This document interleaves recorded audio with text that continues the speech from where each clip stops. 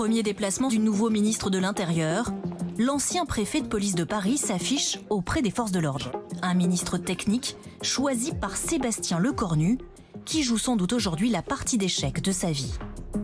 34 ministres, un pari, la société civile. L'ancien patron par exemple de la SNCF, Jean-Pierre Farandou, ministre du Travail. Que des gens de la société civile se retroussent les manches, ça devrait servir de leçon, selon un proche du président. Eux, ils ont envie d'avancer et d'y croire.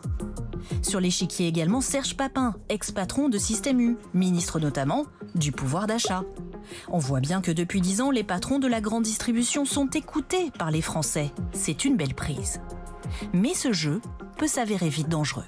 Les tentatives de société civile, à chaque fois, achoppent parce qu'en fait, vous avez des ministres avec plein de bonnes intentions et qui ne savent pas comment marche leur administration. Vont-ils tenir?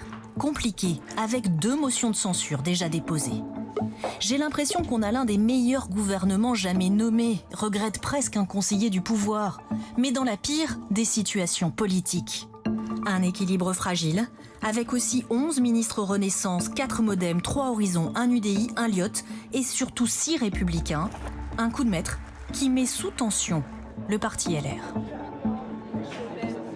6 personnes qui bravent votre interdit, est-ce que dans le fond vous les comprenez? Parce que vous aussi vous avez appartenu à un gouvernement macroniste il n'y a pas si longtemps. Écoutez, je ne veux pas répondre aujourd'hui à ce genre de questions. Un chef de parti qui refuse de répondre et 6 ministres exclus des instances dirigeantes de LR. Les 6 traîtres dehors, explose un député. LR est au bord de l'éclatement. On a longtemps pensé que Lecornu était le moins tordu. En fait, il est comme les autres, s'emporte un autre élu.